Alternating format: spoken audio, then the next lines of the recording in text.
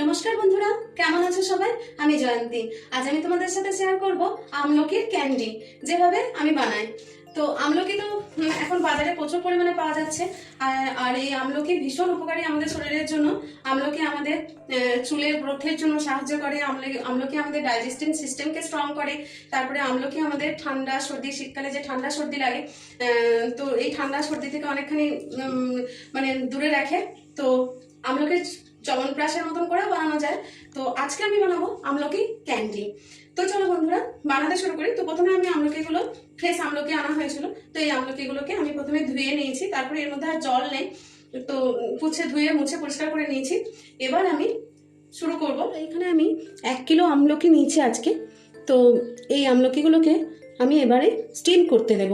যার জন্য আমি একটা স্টিমার নিয়ে নিয়েছি, কিন্তু স্টিমার না থাকলেও কোনো অসুবিধা নেই। একটা যে কোনো পাত্রে জল নিয়ে তার মধ্যে এই ফুটো থালা বা এরকম ধরনের কোনো কিছু যদি দিয়ে দেওয়া হয়, তাহলে এটাকে স্টিম করা যাবে।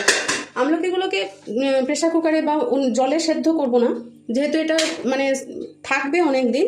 তো 6 থেকে 8 মাস পর্যন্ত ভালো থাকবে, কোনো কিছু অসুবিধা হবে না। যার জন্য আমি আমলকিগুলোকে প্রেসার কুকারে বা এরভাবে জলের মধ্যে সিদ্ধ করবো না, স্টিমেতে সিদ্ধ করব। যার জন্য এরকম একটা পাতিলাতে জল নিয়ে তার মধ্যে ফুটো থালা দিয়ে তার মধ্যে যদি আমলকিগুলোকে দিয়ে দেওয়া হয়, তাহলেও কোনো অসুবিধা নেই, তাহলেও এইভাবে সেদ্ধ করা যাবে। তো এটা 10 থেকে 12 মিনিটের জন্য স্টিমের মধ্যে রেখে দেবো। প্রথমে 15 মিনিট হয়ে গেছে। 15 মিনিট পরে আমি এটা চেক করছি। দেখো বন্ধুরা, আমলার কালারও চেঞ্জ হয়ে গেছে। আর এই যে চাকু দিয়ে এটা সফট দেখা যাচ্ছে, সফটও হয়ে গেছে। আর এই যে আমলাগুলো, এই দেখো আমলাগুলো মানে সেপারেট হয়ে গেছে, মানে পিস পিস মতন, মানে এখানে ফাঁক হয়ে গেছে। তার মানে এটা সেদ্ধ হয়ে গেছে, সফট হয়ে গেছে। তো আমি এবার গ্যাস অফ করে দিলাম। তো এটা ঠান্ডা হওয়ার জন্য ওয়েট করব। ঠান্ডা হয়ে যাওয়ার পরে তারপরে আমি যে আমলকির আঁটিগুলো আছে ওগুলোকে বাদ দিয়ে মিক্সির মধ্যে পিষে নেব। যখন দিয়েছিলাম তখন সবুজ কালার ছিল কাঁচাতে, এখন পুরো হালকা হলুদ কালার চলে এসেছে। চলো, আমলাটা ঠান্ডা হতে হতে আমি একটু আদা লাগবে এতে, তো আদাটা গ্রেট করে নেব। তো আমি এই 1.5 ইঞ্চি মতো আদা নিয়েছি। তো এটাকে আমি প্রথমে একটু গ্রেট করে নেব। আমলাটা ঠান্ডা হয়ে গেছে। এবার আমলাগুলো থেকে আটিগুলো সব আলাদা করে নেব। দেখো, হালকা চাপ দিলেই সব আটিগুলো বেরিয়ে আসছে। এইভাবে সব আমলা থেকে আটিগুলো বের করে নিয়ে আমি আমলাগুলোকে এরকম পিস পিস করে নেব। প্রথমে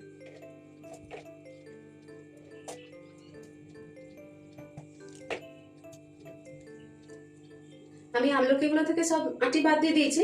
এবার আমি এটার একটা মিহি পেস্ট বানিয়ে নেব। যার জন্য আমি এটা একটা মিক্সি বাটিতে প্রথমে এটা দিয়ে দেব।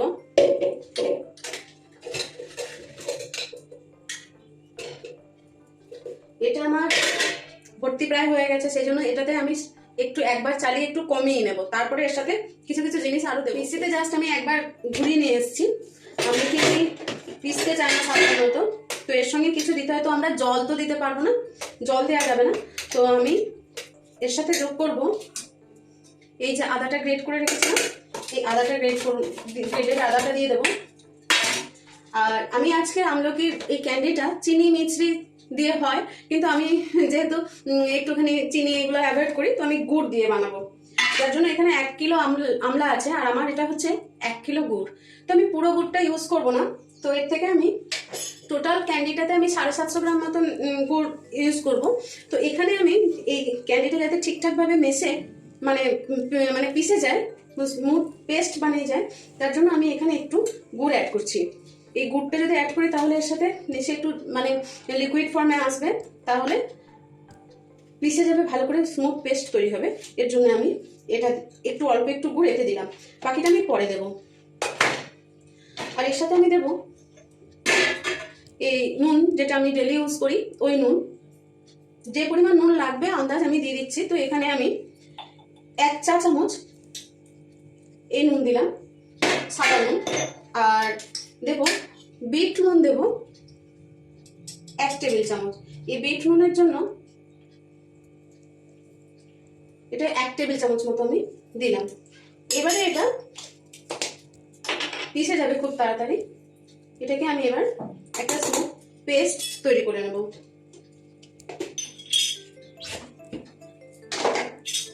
এই দেখো স্মুথ পেস্ট আমি একটা তৈরি করে নিচ্ছি। এখন থেকে খুব ভালো গন্ধ আসছে আদা এসবের, তারপরে বিট লবণ। তারপরে এটাকে আমি একটা মোটা কড়াইয়ের মধ্যে ট্রান্সফার করে নিচ্ছি। 1 কেজি গুড় পুরোটা দেবো না, আমি এই 750 গ্রাম মতো দেবো।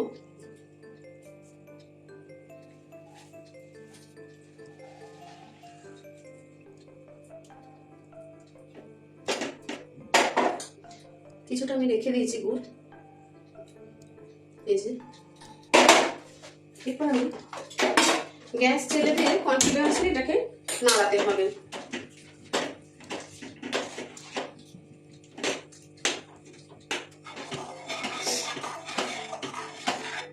এটা কন্টিনিউয়াসলি নাড়িয়ে যেতে হবে, নাহলে তলা থেকে ধরে যেতে পারে। আর বন্ধুরা, এটা গুড় দিয়েছি বলে কালারটা একটু এরকম হয়েছে, কিন্তু কালারে কি এসে যায় বলো? হেলথের দিকে সবসময় আমাদেরকে খেয়াল রাখতেই হবে।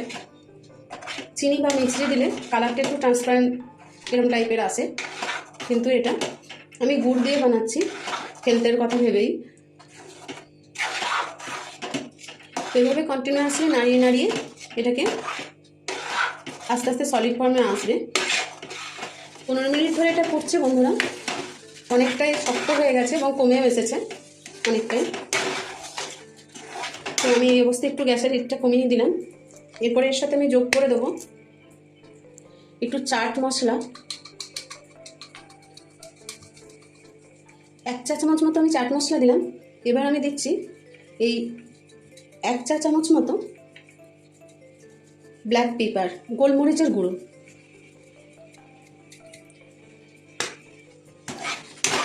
আবারও মেশাতে থাকবো এবং নাড়তে থাকবো। বাটিতে অল্প একটু জল নিয়ে নিয়েছি। এরপর এর মধ্যে আমি কর্নফ্লাওয়ার যোগ করব। আমার 1 কেজি আমলা ছিল, যার জন্য আমি 3 টেবিল চামচ কর্নফ্লাওয়ার এখানে আমি যোগ করব।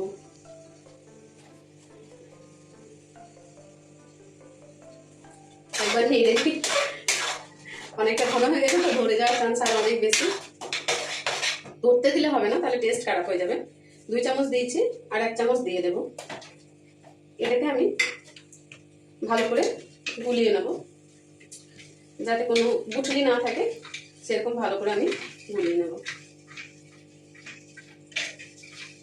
ব্যাস, এটাকে আমি রেডি করে রেখে দিলাম। আর একটু লাগবে জিনিস, যেটা হচ্ছে আমলকি তো একটু কষ্টা টাইপের হয়, তো সেই কষ্টা ভাবটাকে অ্যাভয়েড করানোর জন্য দেব লেবুর রস।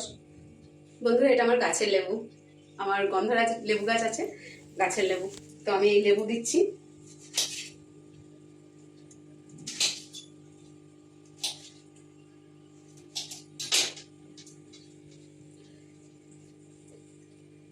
লেবুর রসটা দিলে প্রিজার্ভ হতেও হেল্প হবে, প্লাস এই যে ভাবটা থাকে, কষ্টা একটা ভাব থাকে, ওই কষ্টা ভাবটাও আর থাকবে না। গোটা লেবুটার রস আমি গেলে নিয়েছি। এটা বন্ধুরা আমার গন্ধরাজ লেবু ছিল, যদি পাতি লেবু হয় তাহলে তোমরা 2টো দিও, 2টো লেবু রস দিও। আমি এখানে 1 কিলো আমলাতে 2টো লেবু রস দিও। আমি এখানে আমার যেহেতু গন্ধরাজ, সেই জন্য আমি অনেকটা রস বেরিয়েছে, যার জন্য আমি একটা লেবুর রস এতে দিচ্ছি, এর সঙ্গে মিশিয়ে দেবো।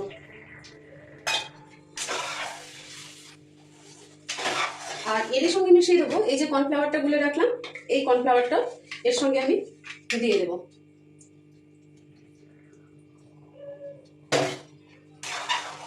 এবার ওই সেম নাড়াতে হবে।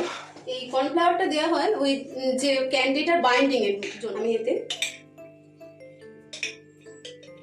1 চামচ ঘরের বানানো দেশি ঘি যোগ করলাম। এরকম অবস্থাতে রেখে দিয়েও খাওয়া যেতে পারে আমলা ব্রাশ।